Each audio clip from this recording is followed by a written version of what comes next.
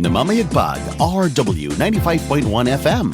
Dekalidad na musika at napapanahong balita. RW 95.1 FM. 16th, 20th, 24th at 27th KBP Golden Dove Awards Best Provincial FM Station sa Pilipinas. RW 95.1 FM. Kasapi ng kapisanan ng mga broadcaster ng Pilipinas. Nuka rin ka pa. Tening na ka.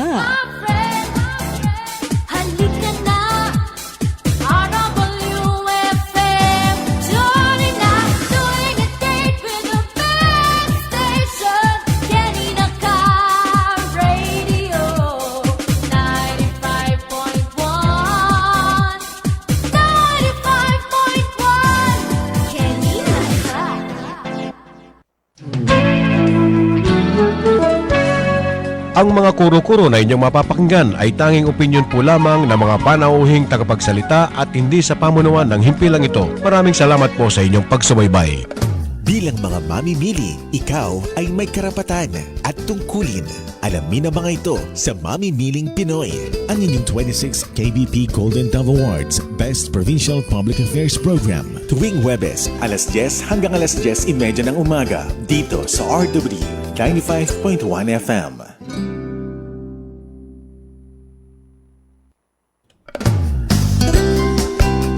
Ang oras sa buong kapuluan ay ganap na 1 minuto makalipas ang 10:00 ng umaga. Kamusta po kayong lahat? Muling nagbabalik ang programang Ang Mamimiling Pinoy dito sa RW 95.1 FM. Sa ngalan po ni DJ Tyra, ako po ang inyong lingkod na si Gio. Makakasama nyo para sa 30 minutong programa. Kaya naman huwag nang palagpasin at makinig sa makabuluhang usapin dito sa Palatuntunan. Hindi lamang po ako nag-iisa dahil may makakasama po natin sila sa ere, ang ating mga butihing makakatuwang para sa episode na ito. Ayan, unahin na po natin.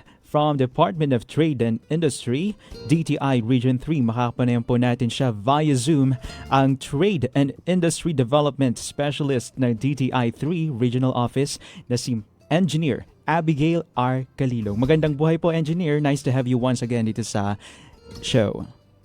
Magandang buhay, DJ Gio.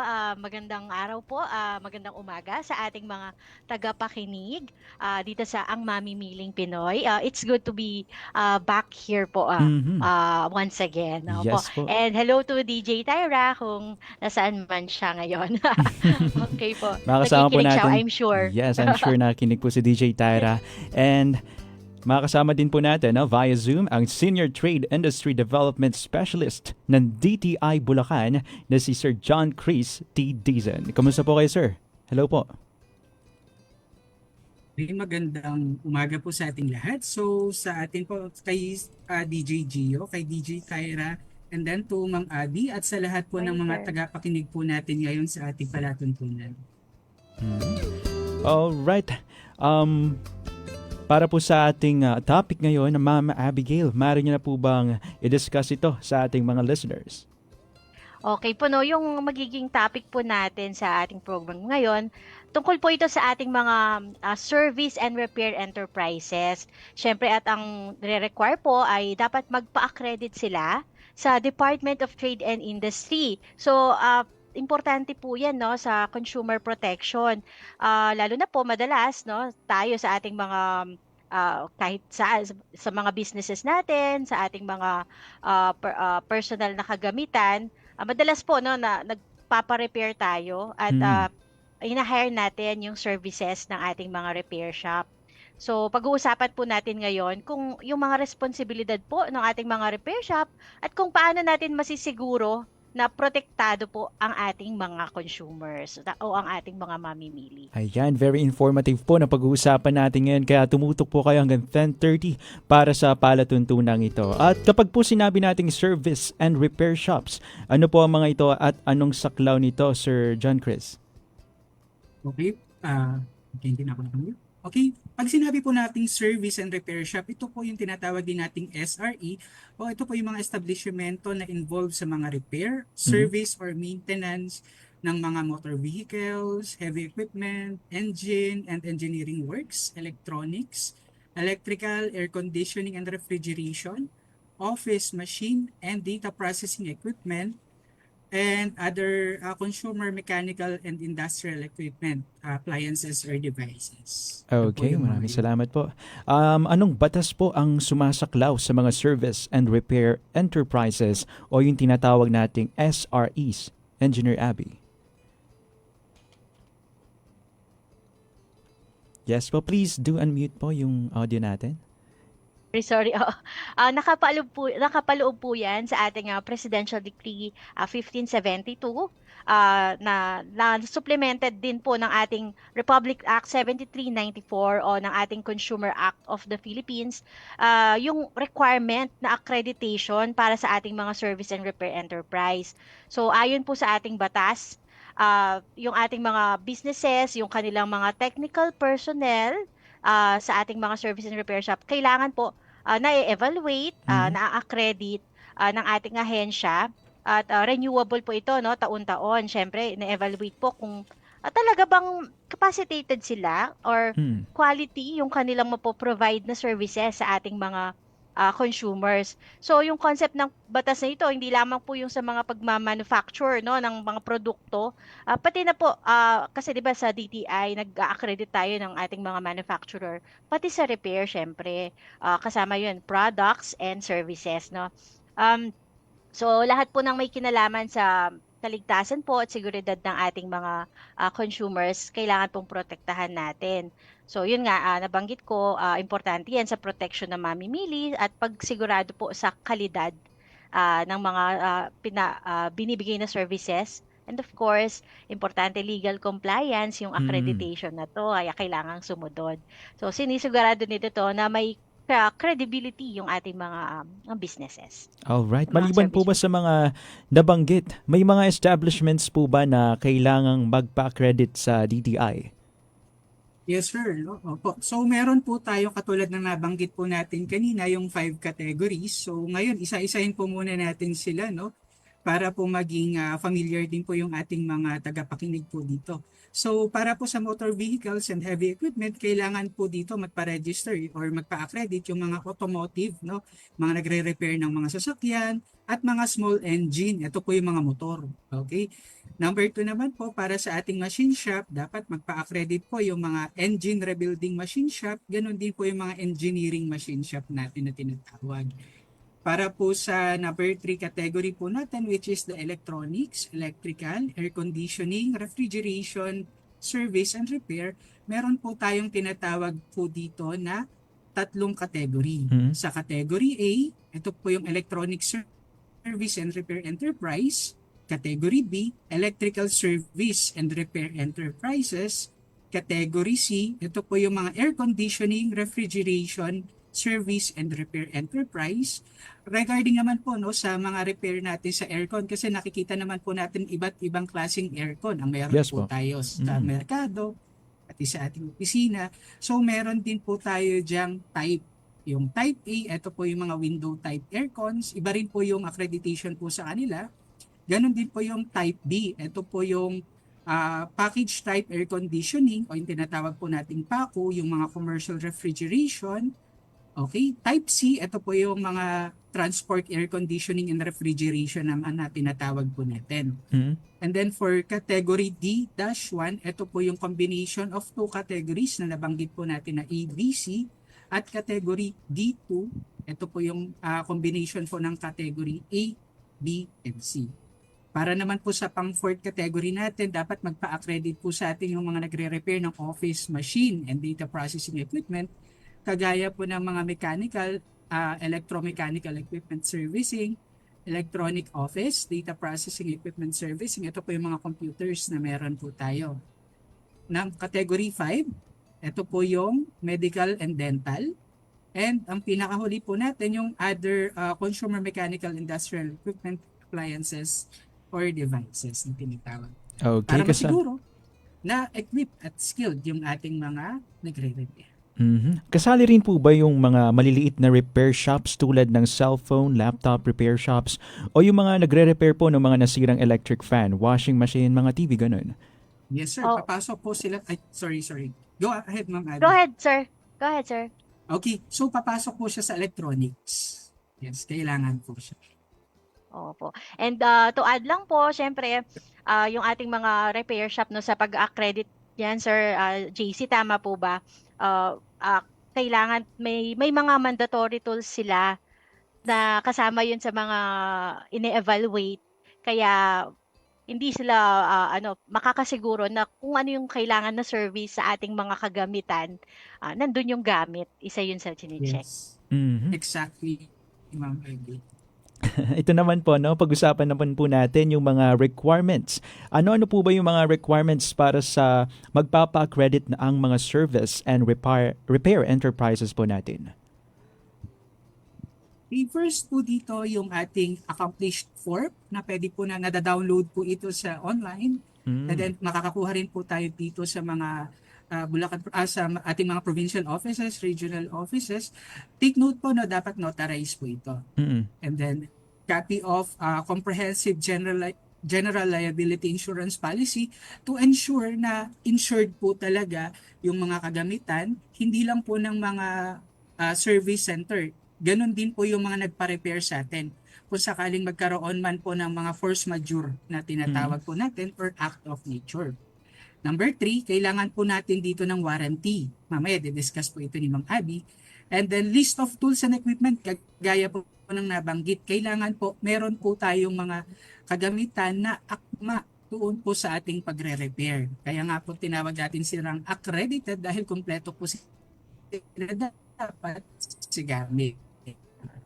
Ganon din po yung size ng shop o yung kanilang layout kasi tinitignan po natin dito enough ba or proper ba yung space na gagalawan nila sa pagre-repair, no? Kasi lalo na sa mga automotive, yung mga bay, tinitignan din po natin yan. And then of course, yung photo ng shop sa labas para madali po nating makita with the signage pag binisita natin sila for inspection. And then yung loob, okay? I-check din po natin yung kanilang organizational chart na dapat po nakalagay po lahat ng mga employees po dito, lalo na po yung mga mekaniko na tinatawag po natin. Para naman po sa mga registration, kapag sole proprietorship o single na nagmamay-ari ng negosyo, okay, dapat meron po siyang business name, certificate, updated, hindi po dapat expired.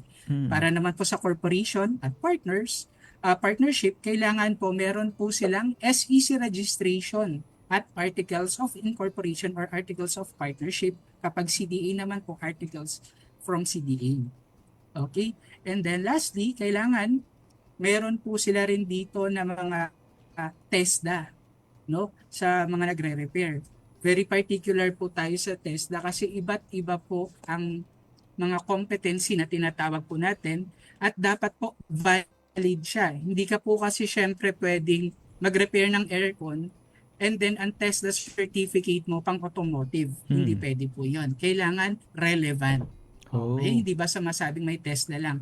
At kami po dito sa Bulacan, ang ginagawa po naming practice, lahat po ng mga TESDA certificate na pine-present po sa amin, bine-verify po talaga namin ito sa TESDA mismo para ma-ensure na talaga pong legitimate yung pinapasa nilang mga dokumento. Isa pa po dito, para po sa 3 to 5 star, no? Kailangan po na, kasi may mga stars po ito, DJ. So sa mga 3 to 5 star po kasi natin, kailangan po nila ng performance bond. Okay, na may minimum po itong requirement na 50,000, dealership agreement na for 5-star category, at yun po, yung mga relevant TESDA na nabanggit po natin. Okay. Para po sa mga tagapakinig natin, Sir Chris, sa mga magpapa-accredit, ano po ba yung, saan po sila pwedeng pumuntang link or website para makita nilang mabilisan yung kailangan nilang requirements? Kasi minsan di ba po, online na lang tayo tumitingin ng mga requirements. Tapos pagdating natin mismo dun sa office is nagpapasa na lang po tayo. Okay. So actually po, nationally meron po tayo, pwede po sila mag-visit sa www.dti.gov.ph. Pipindutin po nila yung consumerism or consumers at makikita po nila yung repair and service shop at yung process, makikita po nila doon. Ang practice naman po namin dito sa Bulacan, meron po kaming Facebook page din po, no? Before yung ating CPD, DTI Bulacan, kung saan nakapin po doon yung mga relevant na mga forms na kailangan ng ating mga consumers. Nalaman na po natin yung mga requirements. Paano naman po o gaano po kaya katagal ang magpa-accredit? I think mabilis po yung magpa-accredit, dahil meron tayong Citizens Charter na sinusundan. Hmm. As long as kumpleto po yung ating mga requirements. So, pagka-submit po nun, sir, tama ba? 10 working days po ba, Sir JC? Ang SRE accreditation. Yes po. Opo. And then, i-add ko na lang po, pwede niyong i-download po yung ating mga set of list of requirements and application form, or pwede po kayong magpunta sa mga pinakamalapit na DTI Provincial Office na kung saan doon nyo rin po ipa-file yung ating mga application for SRE accreditation. So quick, mabilisan lang po no, yung procedure po natin dyan kapag na-accomplish nyo na, fully accomplish yung ating application form. Kasama po dyan yung mga biodata ng ating mga technical personnel o yung ating mga mekaniko. Kasama po dyan yung warranty at saka yung medyo marami yung mga ating mga supporting documents kagaya nung nabanggit na ni Sir JC kanina. Isasubmit lang po yan sa ating DTI, yung pong for evaluation. So, if complete naman yan, i-issue po yan ng order of payment para magbayad na ng ating mga required accreditation fees. And then, i-validate po yung ating inspection muna pala, sir. Tama? I-inspect po yung ating on-site assessment ng ating service and repair shop. And then po, pag everything is in order, agad na pong ipe-prepare yung i-endorse for signature ang ating Certificate of Accreditation. So, mabilis po yan. Basta, kompleto po ang requirements. Okay. Accreditation naman ng mga SREs or accreditation fee po ng SREs ang ating pag-uusapan. Let's discuss more about this when we return dahil magko-commercial break muna po tayo. Kaya naman, wag po kayo maglilipat ng inyong stasyon dahil ang inyong programa ay magbabalik. Check your time. It's exactly 10:17. Inyo pong pinakikinggan ang Mamimiling Pinoy. Increase your market share and revenues with Bitstop Network Services, where we help you lower your cost of acquiring new clients. With BNS, you can deploy tried and tested strategies that leverage the power of the internet that is proven to work for businesses like yours. Call BNS at 6375-522-5089 for a free online conference to find out more about how our innovative web solutions can help you succeed. Your Countryside Radio is now online. Visit our website at www.rw951.fm and click RW Online Streaming on the upper right corner. RW Online Streaming is powered by Bitstop Networking Services Incorporated. Looking to boost your business? It pays to advertise with RW 95.1 FM. The multi-awarded Best Provincial FM Station, proudly recognized by the KBP Golden Dove Awards. With years of experience, a powerful on-air presence, and an ever-growing digital community. RW connects your brand to thousands of loyal listeners every day. From engaging radio broadcasts to dynamic social media campaigns, RW 95.1 FM is your perfect partner in business growth and exposure. ready to take your business to the next level? Call RW 95.1 FM now at 045-963-9595, local 103. Or 0919-065-0061. Or email rw951fm@yahoo.com. RW 95.1 FM. Your partner in business success. Nukarin ka pa, Kenina ka. Hi, sweeties. This is Alex. Let me take care of your afternoon music cravings. Chillax with me on Afternoon Rachada Monday to Friday, 4 to 6 p.m. Nukarin ka pa, Kenina ka. Ito po ang Mamimiling Pinoy. Kayo pa rin po ay nakatutok sa palatuntunang ang Mamimiling Pinoy. Kasama po natin ang ating mga partners from Department of Trade and Industry Region 3 o ang DTI. Atin pa rin pong kapiling via Zoom sina Engineer Abigail R. Kalilong at si Sir John Chris T. Dizon ng DTI Bulacan. Okay, for our continuation po, no, magkano po naman ang mga accreditation fees ng mga SREs? Okay, para po sa schedule of fees na tinatawag po natin, para sa one star always po, no, sa ating application po, lagi po tayo dito may tinatawag na filing fee. na 50 pesos and documentary stamp tax na 30 pesos. Okay, so i-add na lang po natin ito. For 1 star, accreditation fee po natin is 350 pesos regardless po ito ng new or renewal. For the 2 star, meron po tayong 400 pesos. 3 star, 425 pesos. 4 star, 450 pesos. 5 star, ito po yung 500. And for our medical and dental, meron po tayong 350 pesos. So let's say for example po, na-late po sila mag-renew ng January 31st. Okay? So pag pumasok na po ito ng February, automatic meron renewal po automatic po papalo na po ito ng surcharge na 25%.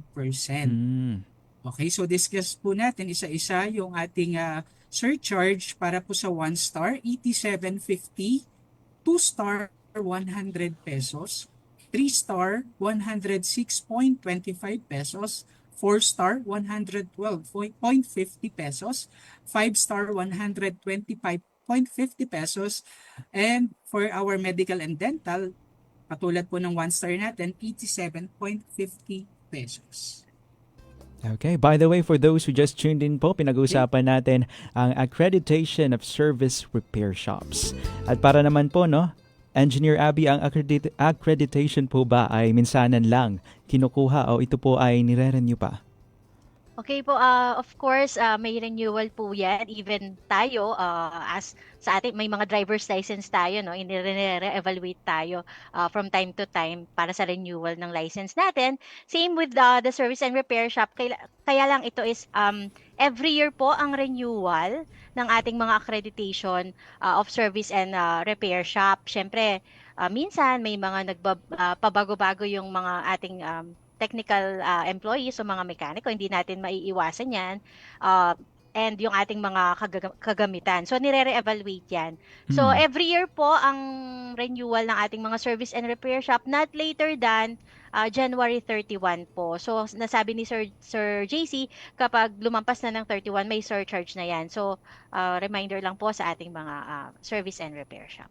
Para po sa protection ng mga consumers, ano po ba yung mga batayan ng lehitimong repair shop at mga skilled na mekaniko o taga-repair? Okay, so napakagandang tanong po nito, sir. First po natin, tignan po muna natin yung ating DTI Accreditation Certificate. Tignan po natin ito sa mga nagre-repair po sa atin, para makasigurado na na-assess po talaga sila at nabisita po talaga sila ng DTI. And definitely, yung mga taga-repair, kailangan meron po silang TESDA certificate na tinatawag po natin. At dapat relevant yung kanilang TESDA certificate sa pagre-repair po nila ng mga items na meron po sila. Okay? Sa mga services ng mga repair shop po, mayroon po ba tayong batayan sa mga presyo ng mga ito? So, wala po tayong suggested retail price para sa ating mga services po, kasi iba-iba naman po, depende yan.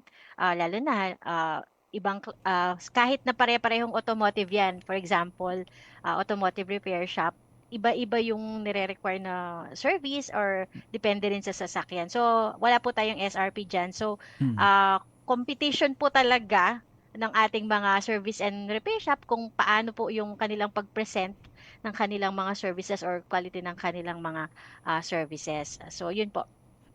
Ito po, tanong ng karamihan. Maaari po bang magreklamo ang isang consumer sa sobrang taas na singil ng mga repair shop? Okay, so kagaya po ng nabanggit po ni Engineer Abby, wala po tayong SRP dito. So hindi po natin hawak kung magkano po yung presyuhan sa pagre-repair po nila. Okay? So with this, or with that, meron po tayong karapatan na part po to ng consumer right, which is the right to choose. Okay? So may karapatan po tayong mamili. Kaya po, lagi po namin sinasabi ito sa ating mga mamimili po, na mag-check po muna tayo ng mga repair shops po na meron po sa ating lugar. Aside po doon sa sinabi po natin kaninang mga documentation requirements or the documentary requirements, i-verify din po natin kung magkano yung presyo. Kasi baka mamaya, mas mataas dito, mas mura sa kabila, parehas naman silang accredited. So, tignan po natin, that's why meron po tayong karapatan na the right to choose. So, kailangan po natin itong i-exercise. Yes. Mag-canvas po muna tayo. Oo, Canvas. Tama. Tama, sir. Minsan helpful din yan eh. Helpful tips para sa mga gustong makatipid. Yung magdo-double check ka muna ng mga prices Yes. na ng Tama. bawat. At saka Exactly. minsan, sa mga services, baka naman dun sa isa, kaya mas mahal, may libreng pakape, sir. Di ba? May mga ganun Tama. na yung extra ba na services, mga add-on service. So, nasa balance lang. Yes, nasa diskarte na ng mga ano yan, ng listeners natin. Ito po ba, may habol ba ang mga consumers sa mga maling gawa o repair ng mga shops? Of course po, no, ayon sa ating batas, hindi bababa po yung ating, hindi bababa sa 90 days dapat yung warranty on service ng ating mga repair shop. So, pwede pong ibalik yan kung feeling nyo hindi maayos yung pagkagawa or defective ang serbisyo nila. So, within 90 days minimum, pwede yang may warranty po yan. Saan at kanino po pwedeng ireklamo yung mga repair shop? Okay, para po sa ating mga reklamo po, maaari po tayong dumulog sa pinakamalapit na DTI provincial offices or sa DTI regional office sa inyong lugar para po mag-complaint or maghain po ng reklamo. Pwede rin po tayong tumawag sa 1-DTI o 1-384 o Consumer Care Hotline. Dito po sa atin, sa Region 3, pwede po tayong tumawag sa number 625-9290 or 887-2577. Okay. Pwede rin sige po po. tayong magreklamo through, sir, yung ating PODRS, yung ating consumer complaints, online filing po ng ating consumer complaints. Yun po. At Thank you bilang po. panghuli po, ano po ang payo nyo sa mga consumers at repair shop owners? So kung may mga kukumpunihin po tayo, kailangan ipa-repair, piliin po natin yung ating mga service and repair shop na accredited po ng DTI. So para makasiguro po tayo na yung mga services po natin ay dekalidad at credible po ang mga businesses na pinupuntahan natin, no? So ugaliin din po, kagaya na nabanggit, na mag-canvas muna upang maikumpara po natin yung mga presyuhan ng mga ina-avail po natin ng mga repair services sa ating mga talyer para makapili po tayo sa kung saan naaayon po yung ating mga preferences at ng ating mga kailangang ipakumpuni or anong services man ang kailangan natin. Maraming salamat po, Engineer.